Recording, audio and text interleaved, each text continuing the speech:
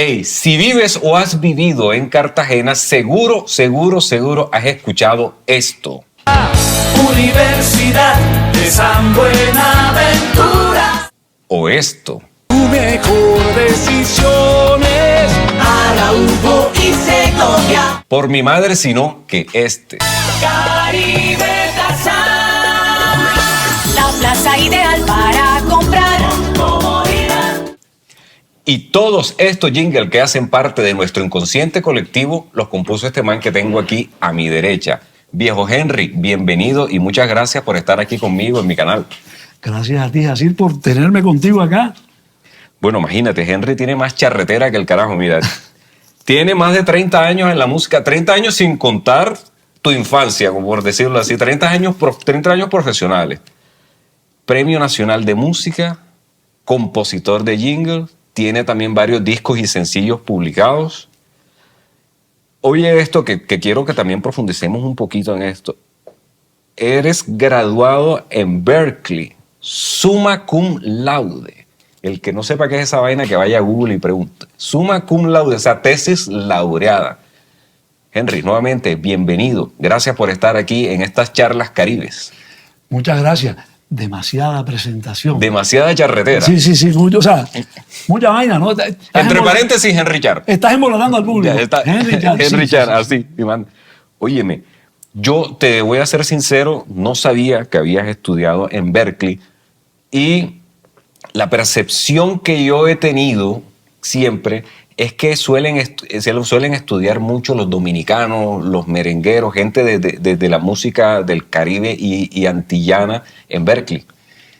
Gente de todo el mundo. Esa fue una experiencia bien bonita.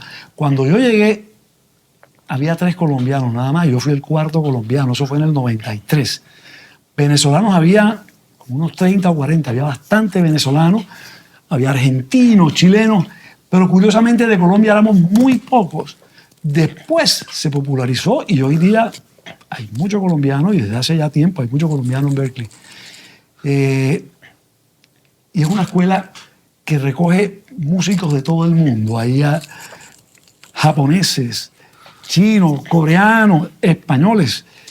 Es de todo el mundo. Obviamente los latinos también buscamos llegar allá. De hecho, yo llegué a estudiar allá.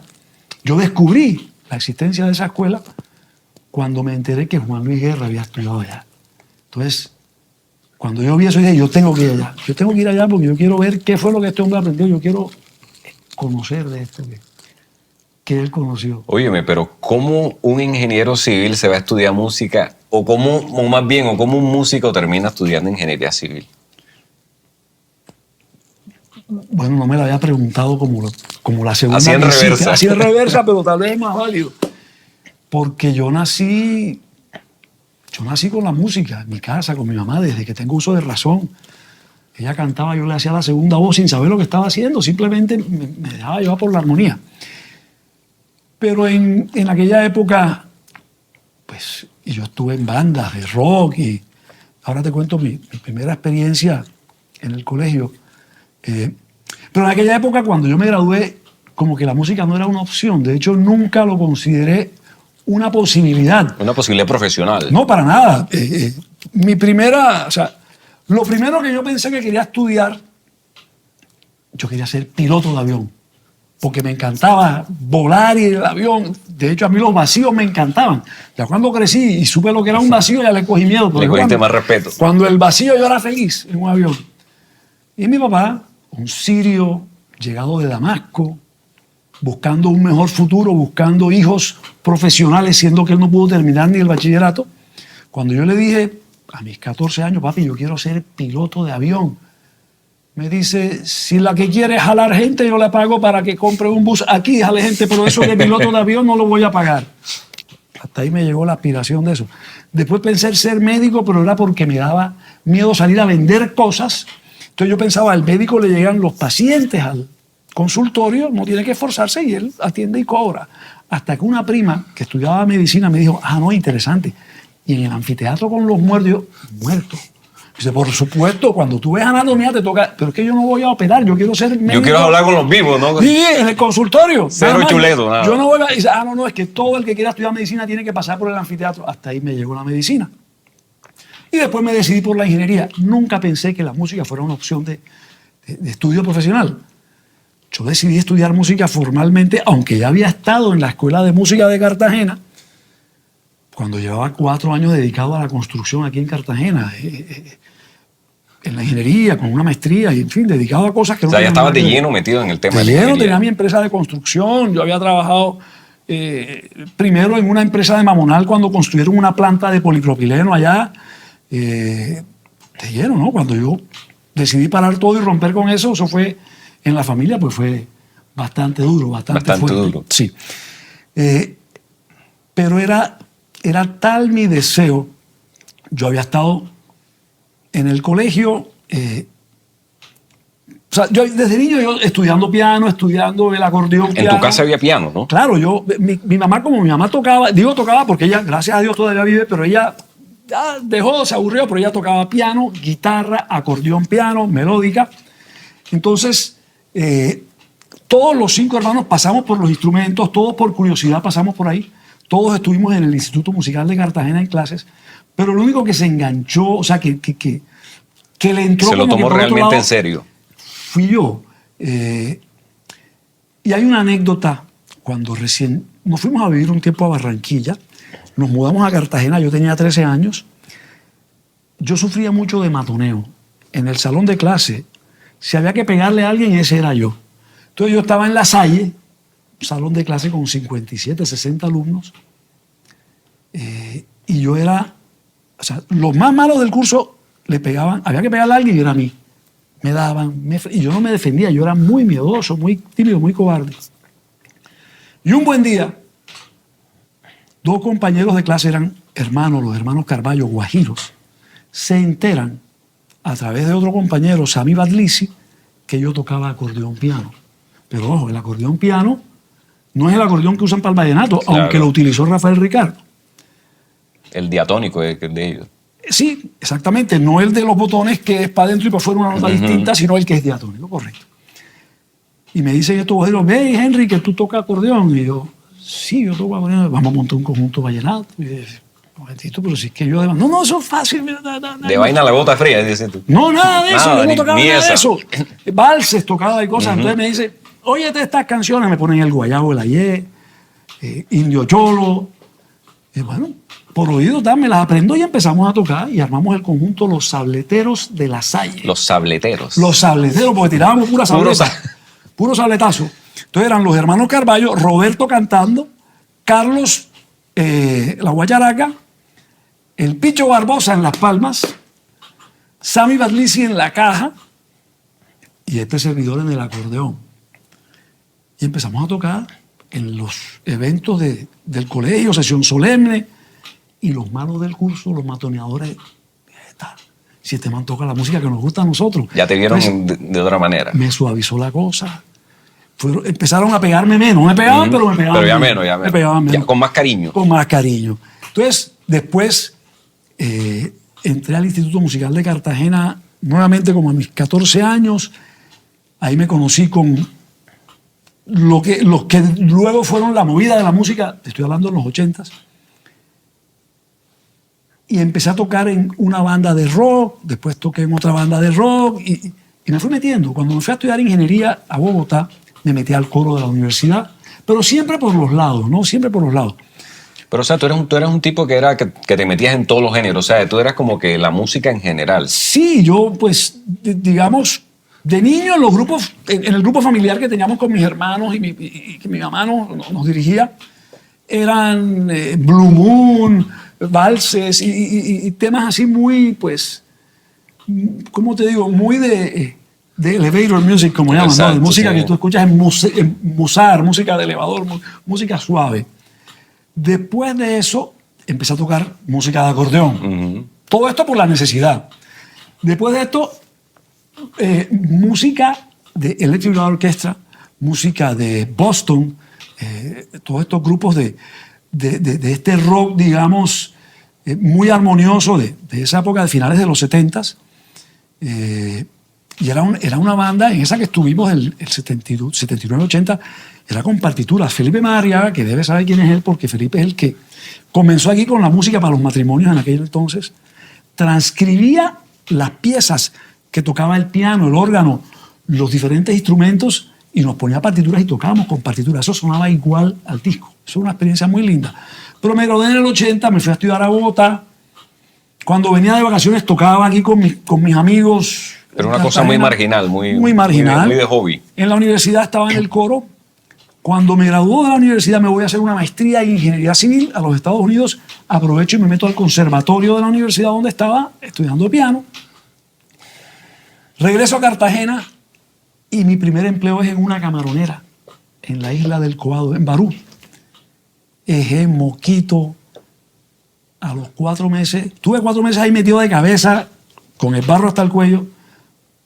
Ahí fue donde, estando allá, en un fin de semana que vine a Cartagena, fue cuando por primera vez me pregunté, ¿será que yo debía haber estudiado música profesionalmente? O sea, me entró esa pequeña crisis y la superé con 2, 3, tú sabes, que uno mismo se engaña y chao, y seguí en lo mismo.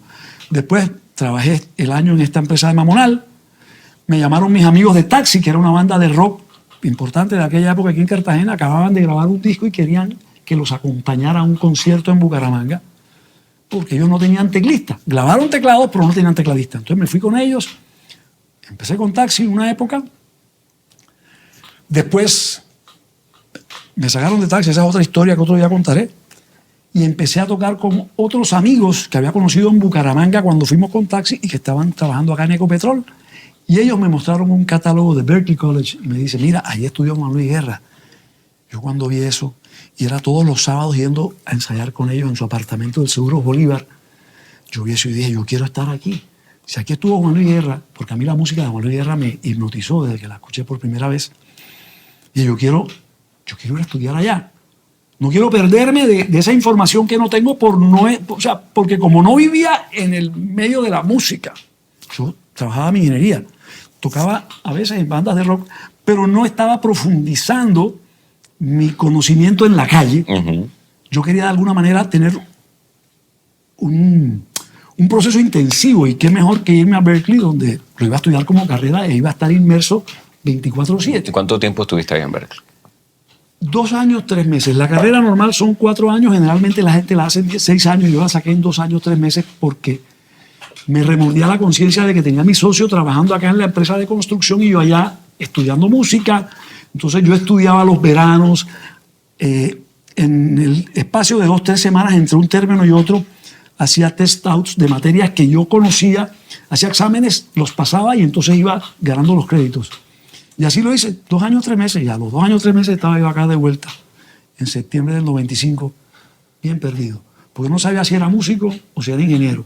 Yo decía que me quedé en una nube entre Boston y Cartagena. Óyeme, pero y ahí hay una cosa que yo me imagino que de pronto tuviste que entrar en un dilema por una parte profesional y un dilema, yo siempre cuando entrevisto gente, artista, yo les hago la pregunta, que si les entró también el dilema del económico también, porque es que también ya tenías una empresa consolidada, ya tenías, digamos, unos ingresos, ya tenías un proyecto de vida financiero, profesional, y lanzarte al vacío, y tú me decías también que tu papá tenía también de pronto ese temor, o decir como que músico se muere de hambre, me imagino que en algún momento te lo dijeron. ¿Ese conflicto estuvo en ti? ¿Cómo sorteaste todo eso? Muy fuerte, y fue un tema de años, la verdad. Eso ha sido algo, eso ha sido una carga muy pesada que me tomó muchos años soltar. Por un lado, mi padre, que siempre nos decía, cuando nos preocupábamos por algún gasto, no se preocupe por el gasto, preocúpese por producir. Si usted produce, hay para los gastos. Y además, la visión que yo tenía de la música, porque la había recibido de esa educación, era que de eso no podía vivir. Entonces yo tenía el modelo a seguir de mi padre, un empresario exitoso, además de que para él, como yo era su primer varón, yo cargaba con la responsabilidad de seguir con su legado. El heredero. eso fue muy duro y por muchos años, fue muy largo. Y eso era parte de lo que me hacía retirarme. Yo venía y me iba. Y cuando entraba en crisis emocionales, lo primero que sufría era la música. Yo me apartaba de la música y me refugiaba en la ingeniería, porque era en lo que me sentía, entre comillas, cómodo. O productivo. Me sentía productivo, exactamente. Me sentía que estaba haciendo lo que me tocaba hacer, lo que mi padre quería que yo hiciera, lo que me correspondía hacer como persona y como profesional, y como hijo, y como miembro de familia. Entonces, me tomó mucho tiempo.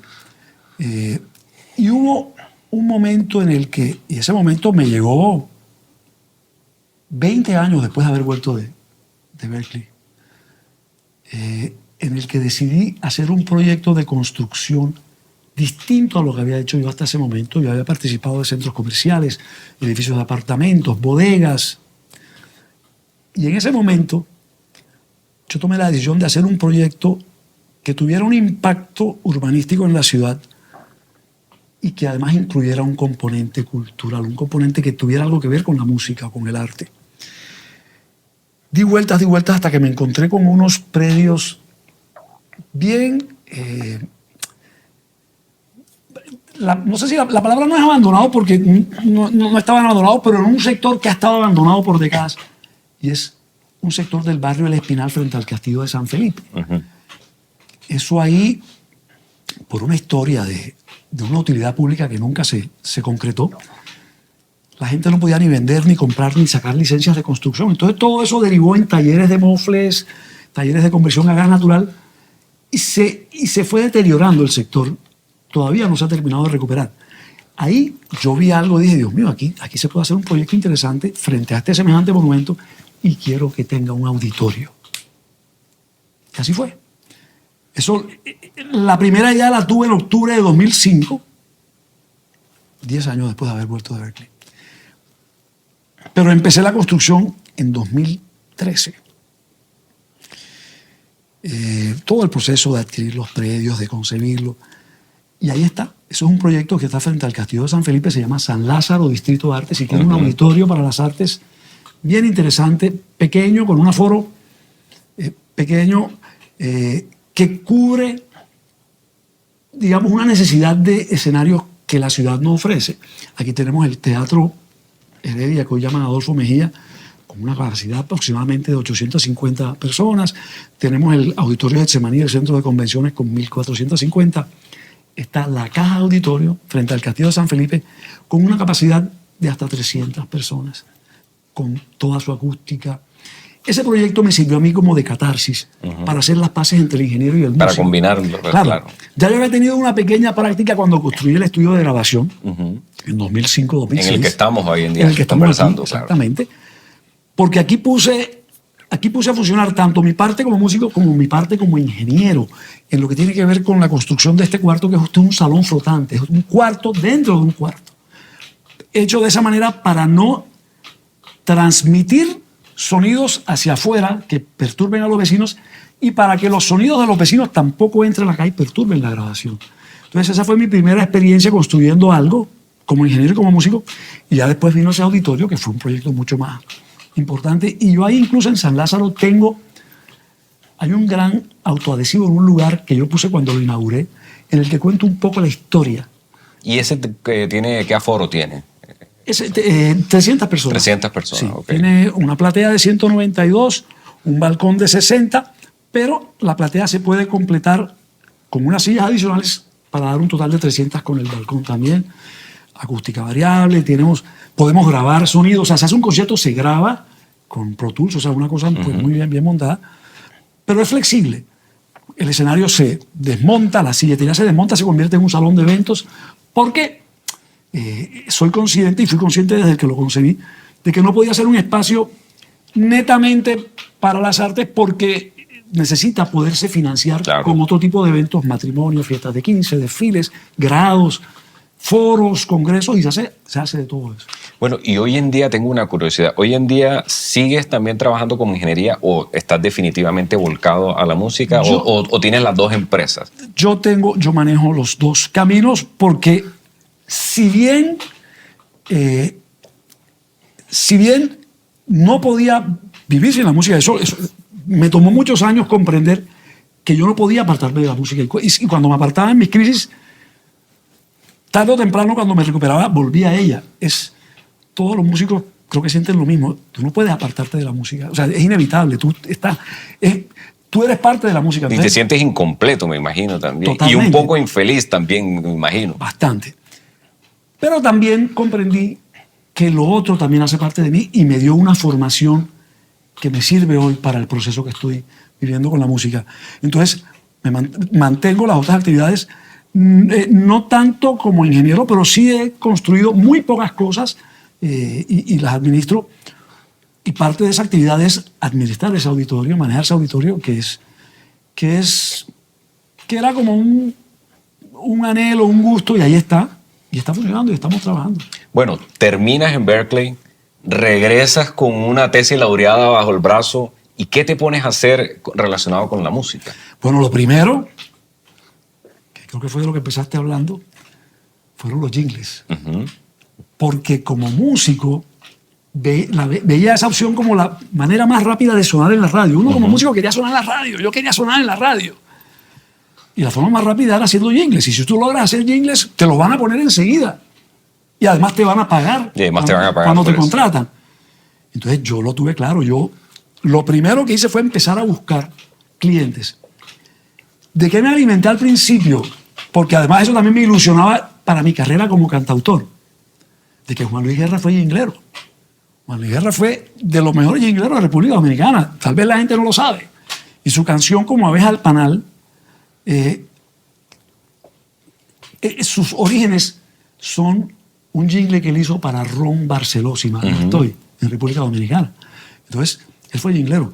Otro gran jinglero colombiano, del que conseguí un cassette con una agencia de publicidad porque ellos recibían esto como promoción de ese jinglero, es Quique Santander. Quique Santander también fue jinglero. Tremendo claro que sí. jinglero, y unos jingles hermosos. Yo tenía no sé dónde me quedó ese cassette, pero yo lo tenía, yo me alimentaba, yo lo escuchaba, porque además de ser tremendo compositor, es tremendo cantante, Quique Santander. Entonces, esos fueron unos modelos que yo quise seguir haciendo música publicitaria. Y eso me ayudó también a la composición, porque un jingle es una pieza musical que en 10, 20 o 30 segundos, dependiendo de lo que te pidan, tú tienes que tener una introducción, llegar a un clímax y cerrar. Tiene que ser una cosa redonda. Redonda y generar recordación. Y a eso voy. De pronto, ¿sí has caído en cuenta o cómo te toma el hecho de que muchos de esos jingles están en el inconsciente colectivo del cartagenero? Por lo menos tú oyes el de Sortigas, por ejemplo, y ya, me van a cortar, mierda, tengo que pagar. O sea, hay una conexión emocional de los jingles con el haber crecido o el haber vivido aquí o el haber estado en una buceta escuchando radio. Sí, o sea, sí eres consciente plenamente de esa vaina. No hasta que me lo estás mencionando en este momento, pero es una realidad. Eso está ahí. Y a veces cuando tengo algunas conversaciones con personas y quiero romper el hielo, de pronto les menciono, les empiezo a cantar alguno de los jingles y me dicen, ¿eso lo hiciste tú? Y dije, claro que sí. Entonces, eso como que rompe el hielo, pero no era consciente de lo que tú acabas de decir. Y es que de alguna manera estoy en el subconsciente de muchos cartageneros que han crecido escuchando esto. De hecho, pues el jingle de Caribe Plaza todavía lo usan. Claro, todavía lo usan. Eso fue en 2008. Yo estaba hospitalizado por un percance que tuve y me llaman estando hospitalizado, Henry, necesitamos esto y esto tiene que ser para dentro de 2 semanas. O sea, si hay algo que a mí me da vida es eso. Y lo hice antes de un viaje que tuve que hacer para seguir con unos exámenes fuera del país. Y a mí me emociona ver que todavía lo usan. Una vez un amigo que era profesor creo que era profesor en la Tecnológica, si mal no estoy, en la Tadeo, perdón, de comunicación, le hizo una encuesta ante sus estudiantes para ver cuál era el jingle de mayor recordación en general, de lo que ellos escuchaban en la radio. Y él me contó, Henry, mira, yo hice esto y adivina qué resultó. Caribe Plaza. Caribe Plaza. El jingle de mayor recordación entre mis alumnos en esa clase fue Caribe Plaza. Y yo no les estaba poniendo los jingles. Yo dije, díganme qué jingle. Y ese fue el que ganó. La de la Universidad San Buenaventura. Me sorprendió un día que estoy en Bogotá, en un taxi, y arranca el jingle. ellos me lo contrataron para la seccional regional Cartagena. Regional Cartagena. Y me brincaron Sí, y brincaron. en Bogotá y en Cali. Y en el aeropuerto de Bogotá, el jingle de San Buenaventura. Pero digamos, yo me emociono. Hay cierta satisfacción, Claro, satisfacción también. claro. Más allá de lo económico, hay satisfacción. Hay satisfacción. Y los estudiantes de la San Buenaventura lo Lo reconocen. cantan, claro, Sí, sí, sí. y sale a resurgir el sentimiento por el alma mater y la Así cosa. es. Entonces, eso fue lo primero que yo comencé a hacer cuando llegué de allá, con miras a escribir mis canciones. Y poco a poco empecé a escribir mis canciones. Como yo era totalmente obsesionado con Juan Luis Guerra, yo empecé a frecuentar la disquera en Miami, Karen Records, que era la que manejaba a Juan Luis en ese entonces. Y todo alrededor de Juan Luis, y yo conocía todo alrededor de Juan Luis, menos a Juan Luis. Y tuve la oportunidad de conocerme con el dueño de la disquera en aquel entonces. Bienvenido Rodríguez. Bienvenido Rodríguez. Tengo una historia, qué bueno que conoces de esa historia. Cuando yo estaba estudiando en Berkeley, terminé el primer verano del 93, o sea, el verano del 93 y el otoño del 93. Y en esos dos términos yo había logrado lo de los primeros 2 años, que yo decía, bueno, cuando más estudio 2 años, porque tengo que volver a Cartagena. Y me entra a mí el dilema, ¿será que ahora que voy de vacaciones a Cartagena me quedo en Cartagena o me devuelvo a Berkeley? Y yo no sabía qué hacer. Y yo por las noches orando, Señor, muéstrame el camino, porque no tengo capacidad de decisión, muéstrame el camino, ¿me debo quedar en Cartagena o debo volver a Boston? Y yo estaba leyéndome en esa época un libro que encargué a República Dominicana, que se llama La historia escondida de Juan Luis Guerra y los 440. Creo que Manuel Tejada se llama el autor. Y cuenta la historia de Bienvenido Rodríguez, cuenta la historia de la demanda que Juan Luis le tuvo que pegar a Bienvenido, porque cuando ganó Grammy Anglo, que no existía el latino en el 92, este tipo apenas había recibido como $12,000 por ese disco. Sí. Dice, ¿cómo es posible? Es que ese man se brincó un poco de merenguero, tiene esa fama. Bueno, resulta que yo leyendo mi libro, viendo todo esto, viene mi viaje Boston, Miami, Cartagena, de vacaciones de diciembre sin saber para dónde iba. Mi hermano Munir vivía conmigo en Boston. Llegamos vuelo Boston, Miami, estamos recogiendo maletas y yo veo la distancia, este tipo parece ser Bienvenido Rodríguez, se parece. Le digo a mi hermano Munir, que es menor, le digo, Flaco, ese man es Bienvenido Rodríguez, de la disquera de Juan Luis Guerra. ¿Será que dice, habla con él? Entonces yo, señor, bienvenido. Dice, sí, mucho gusto. Mi nombre es Henry Char. Yo soy músico colombiano, estudio en Berkeley, donde estudió Juan Luis Guerra. Yo soy admirador de Juan Luis Guerra. Ah, hombre, claro que sí, maravilloso. ¿Y cómo supiste? Y dice, no, es que en este libro. Dice, no, ese libro, no le creas a ese libro tiene muchas imprecisiones, claro, porque ahí le daban. Claro, porque ahí estaba No, ni más faltaba. Usted tiene toda la razón. rompe, no. Pero por esto fue que lo identifiqué. Me dice, no, ¿cómo no? Mira, esta es mi tarjeta, mi tarjeta personal. Y me dice, cuando venga por Miami, que está la disquera, hablamos y hacemos música contigo. Yo dije, esta es mi señal. Claro. Esta es mi señal. Yo llegué a Cartagena feliz. Yo pasé mis vacaciones feliz porque sabía que volví a Boston y volví. Al final el disco con esa disquera nunca se dio. Yo armé todas mis canciones. Llegué, la persona con la que yo hablaba en la disquera que me decía que iban a grabar el disco conmigo ya no estaba ahí. No se pudo, pero eso fue una señal en ese momento muy importante. ¿Por qué llegamos a este tema? Bueno, estábamos hablando de todo lo que estabas haciendo en los años 90. Ah, de por qué. Y por qué estabas haciendo jingles y también que Juan Luis Guerra te inspiró porque él también hacía jingles. Cuando venía. Exactamente. Pero bueno, después en esa época también, en los años 90, estás haciendo jingles, pero entonces también hay una historia muy particular que tampoco conocía. Pero como dice en el show de Cristina, en mis notas dice que tú participaste en la convocatoria para la canción de las fiestas novembrinas en el año 97. ¿Qué pasó ahí? Ese cuento es buenísimo. Mira,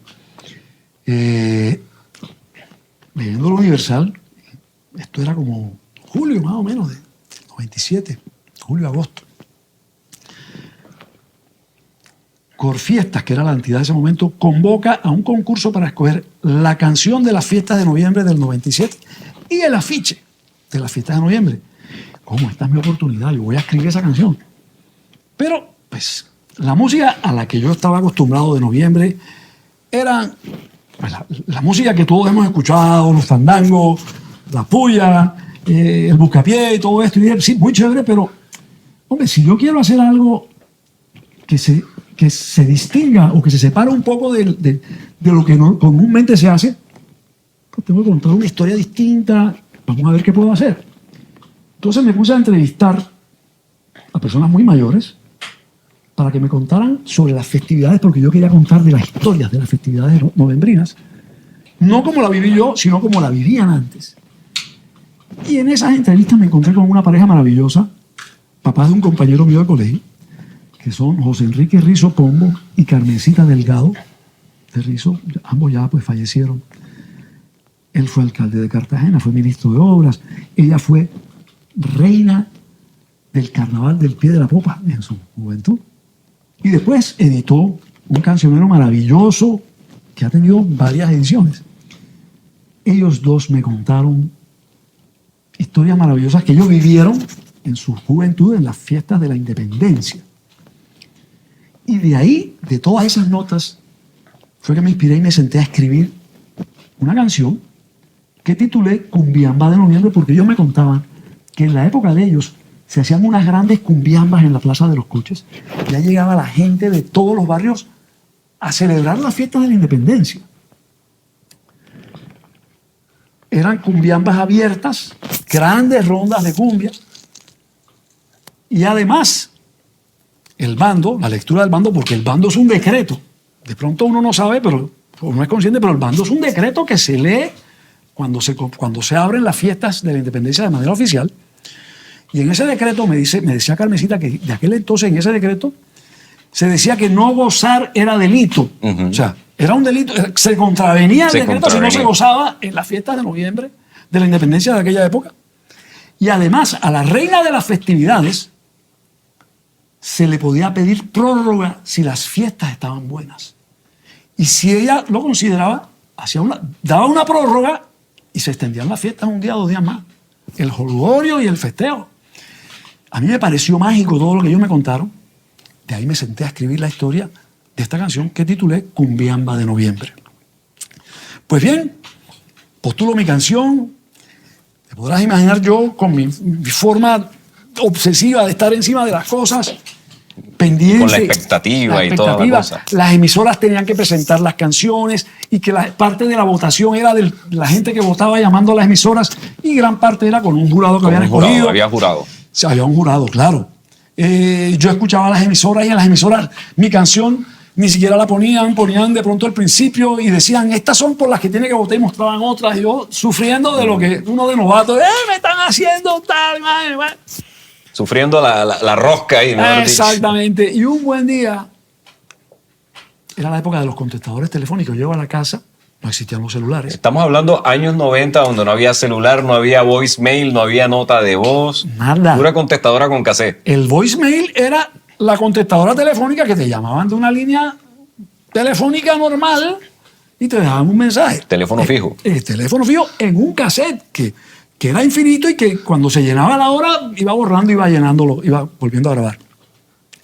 Y encuentro yo un mensaje, nada más y nada menos que Víctor del Real, el nene. El nene del Real. Yo sabía perfectamente bien quién era el nene, todos sabíamos quién era el nene, pero no tenía la fortuna de conocerlo, lo veía, yo llegaba a Pacos, a veces él pasaba por ahí, porque él no trabajaba ahí, pero a veces hubo alandete que cantaba allá, vente nene, acompáñame, y se sentaba ahí a acompañar, y yo llegaba, yo veía al nene, yo veía esa nómina ahí, maravillosa. ¿Y el man para qué te llamó?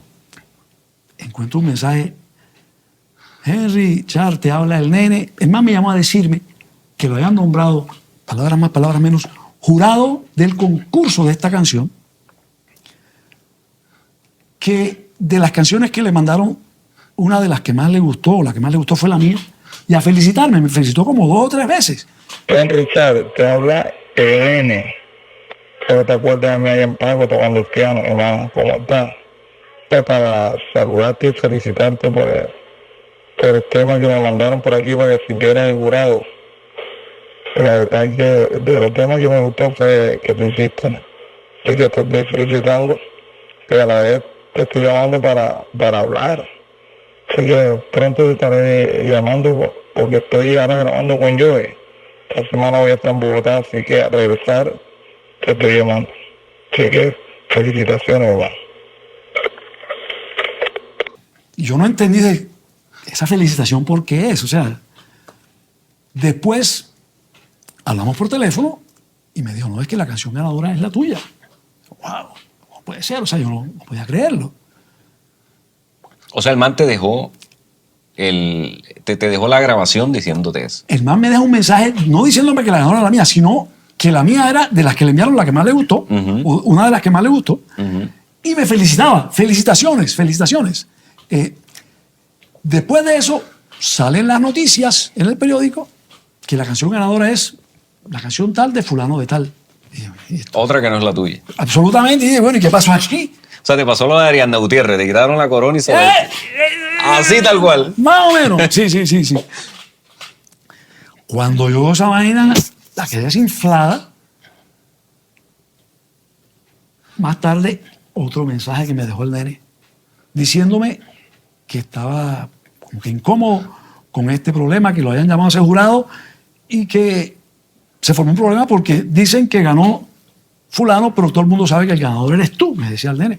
Henry, te habla el nene. Hombre, me encuentro aquí en Cartagena, aquí con un poco de dificultad con el premio este. Te busqué ir manejando, pero ahora me dicen que ya todo el mundo sabe que eres tú. Así que por favor llámame, que mañana voy a resolver ese problema. Chao. Cuando yo hablé por teléfono con el nene me dice, mira, los jurados somos fulano de tal, Joey Arroyo y yo. Nosotros escogimos tu canción como la ganadora. Pero fulano de tal nos engañó. Cuando ya habíamos cogido la canción ganadora, este señor nos dijo, bueno, váyanse ustedes tranquilos que yo la paso en limpio. Fírmenme aquí esta hoja que yo la paso en limpio. Y cuando la pasa en limpio es que le puso otro ganador. Claro, hay que tener en cuenta una cosa. El premio, y te estoy hablando de 1997, eran 3 millones de pesos. Hoy fácilmente pueden ser 10 millones de pesos. O sea, si tú traes eso dinero a valor presente, es un poco de plata. La inflación era mucho más alta en aquel entonces. Entonces me dice el nene que este señor simplemente cambió el nombre y así se fue. Y cuando ellos le reclamaron, el nene le reclamó, oye, ¿por qué hiciste eso? Dice, ¿para qué le íbamos a dar premio a Henry Charr si él no necesita esa plata? Y dije, école, nene, hombre, muchas gracias, nene. Qué pena que este señor los engañó, pero para la próxima, cuando convoquen al concurso, pongan el concurso del músico, pues, más mondado, digamos. Y yo, pues, yo soy... Tu pecado era no ser limpio. Sí, exactamente. Esa fue la parte fea de mi canción. Claro. Porque yo como... Eso debió ponerlo en los requisitos. Claro, ¿verdad? si lo ponen en los requisitos, yo no participo. Solo para músicos limpios. Entonces yo no participo. El nene soltó la risa. Pero lo más importante, ¿qué pasó entonces con esa canción? Estamos hablando de una canción de hace unos 27 años. Exacto. ¿Qué pasó con esa canción? Yo decidí rescatarla hace como unos 6 meses, 8 meses. Se la presenté a 2 amigos muy cercanos con quien estamos trabajando el proyecto musical, a Manuel Julio, Juan David López. Y les dije, quiero rescatar esta canción, quiero dignificarla. Una canción un poco larga, tiene mucha letra. Voy a ver si logro recortarle la letra porque hay mucha letra. No quiero que vaya a parecer monótona. Ellos la escucharon y me empezaron a hacer unas sugerencias de por qué no se cambia el coro, esto allá, esto acá, recortar. Y yo lo intenté y le trabajé. La dejaba porque me frustraba, no encontraba cambios. Y así estuve yo por 2 o 3 meses. Eso me atrasó. Hasta que al final dije, no la puedo editar. Esta canción no es editable. Va como está. Tengo es que musicalmente encontrar los recursos para hacerla amena de principio a fin. Y a eso fue a lo que me dediqué. Usé como base los arreglos que ya había hecho en aquel entonces, porque tenía gran parte de los arreglos que estaban en ese momento. Modifiqué algunas aires. En alguna parte escucharás como un reggae, en otra parte escucharás como un porro bastante criollo, en otra parte escucharás la big band en pleno. Y con eso la produjimos, la sacamos adelante y ahí está, Cumbiamba de Noviembre. Tuvimos la fortuna, y eso es otra historia simpática, de presentarnos en el primer evento del Concurso Nacional de Belleza de este año, sus 90 años, que fue el desfile en traje artesanal.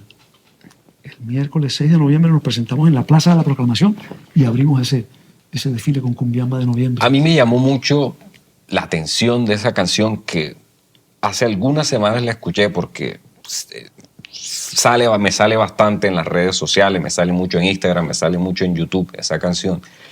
Y te estoy hablando de mucho antes de esta entrevista. Y a mí me enganchó enseguida, te lo dije detrás de cámaras, la entrada con musicalización de 8 bits. Y me llamó mucho la atención que, y ahora me lo estás explicando, que hay un 8 bit, que hay algo de reggae, que hay algo de beat band, que hay algo de porro. Es decir, hay una condensación de distintos ritmos, que eso también, eso es un recurso que se usa mucho también en las Antillas. Por lo menos el compás haitiano hace mucho eso, que es como si fuera un microconcierto de música clásica en una canción, ya con diferentes tipos de movimientos. A mí me encantó, y me encantó principalmente eso, porque entra de una manera muy particular con esos 8 bits. ¿Cómo llegaste a eso? Y además es impredecible, porque no sabes lo que viene. No sabes lo que viene, ni manera. Ya. Bueno, eso se lo debo a un bombardeo que me hizo nuestro amigo Emanuel Julio. Me puso a escuchar a Cabra, me puso a escuchar a diferentes grupos y artistas que usaban recursos de estos, digamos, el añejo, o sea, lo digital añejo. Uh-huh. Y yo crecí jugando Atari, jugando Pong, que eran estos sonidos muy básicos. Muy básico. Entonces, cuando él me muestra esto, a mí me mueve, me revuelve alguna parte musical en la cabeza y escuche, y así varios días ponía diferentes cosas. Cuando estaba trabajando en el arreglo, yo sentía la introducción muy, la Big Band.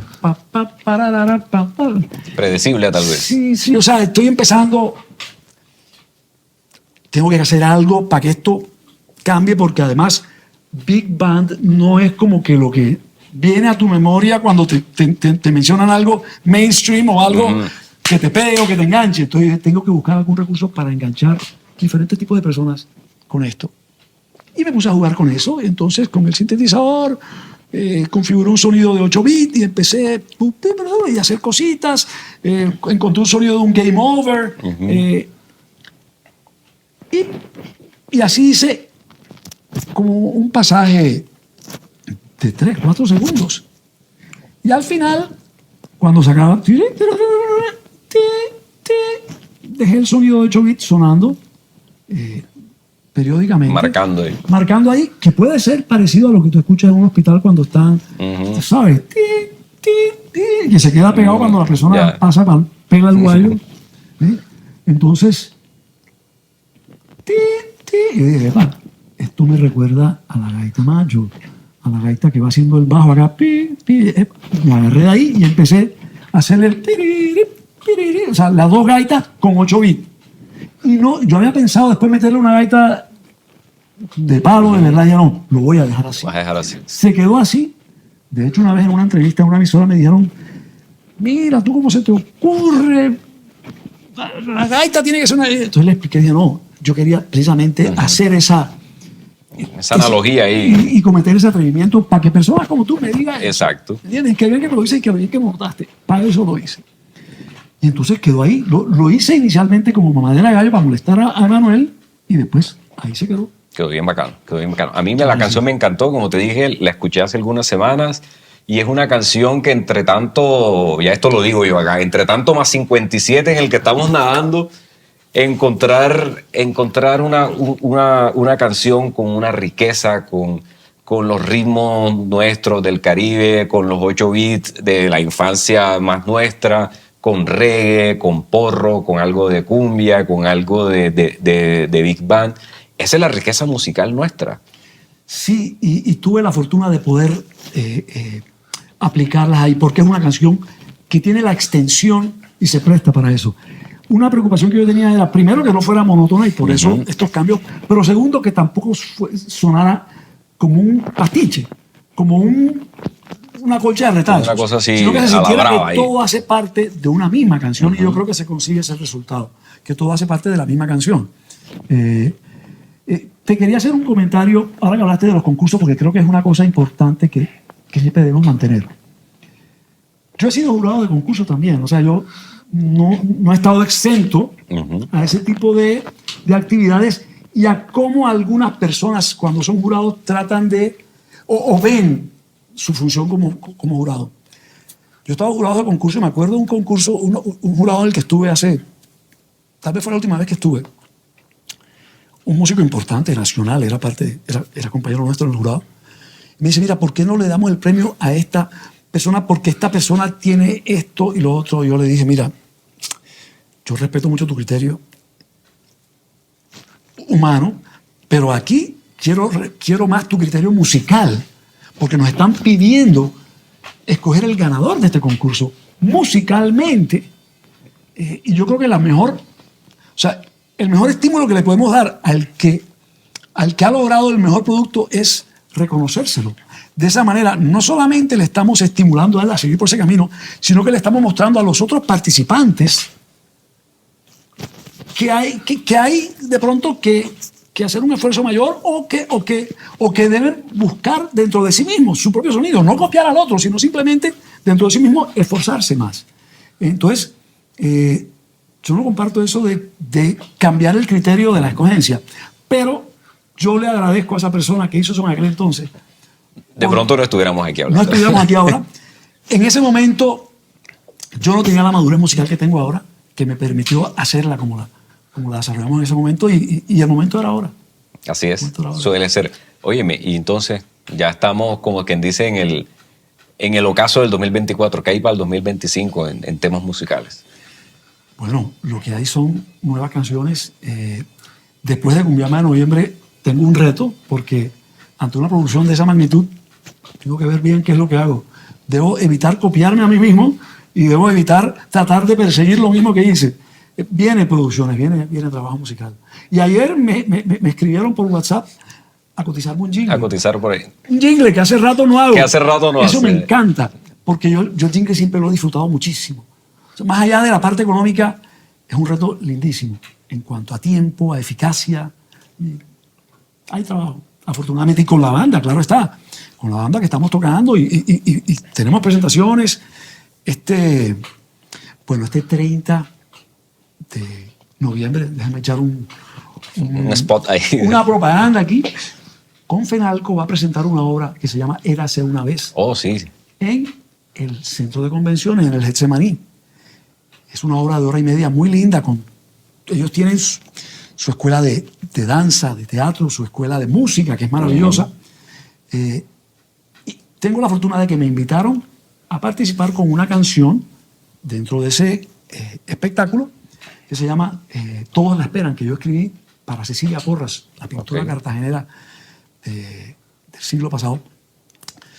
Y que a propósito acaban de llegar unos retratos que hicieron de ella al Museo de Arte Moderno de Cartagena, que tiene una sala con su nombre. Entonces, el 30 de noviembre voy a estar allá. Ojalá nos puedan acompañar. Ese Ahí evento va a ser un evento estaremos. muy lindo. Y bueno, buscando siempre escenarios para presentarnos. Excelente, maestro. Maestro Henry Char, muchísimas gracias. Así, gracias a ti. Gracias por acogernos en este fantástico estudio, el estudio más chévere. Estamos en el estudio de Henry Char. ¿Tiene nombre el estudio? Estudio Caribe en Infinity Sound. Perdón, Infinity Sound en Estudio Caribe. El Estudio Caribe. Estamos ubicados en el edificio Ganem. Centro Histórico Centro de Histórico de la Cartagena. Universidad. Infinity Sound en Estudio Caribe. Así es. Muchas gracias de nuevo por recibirnos en tu estudio, en este ambiente de trabajo, con tu equipo maravilloso, y espero que no sea la última vez que estemos por aquí. Vendrán más oportunidades, porque he disfrutado mucho esta entrevista contigo. Igualmente. O sea, para conversar eres muy bacán.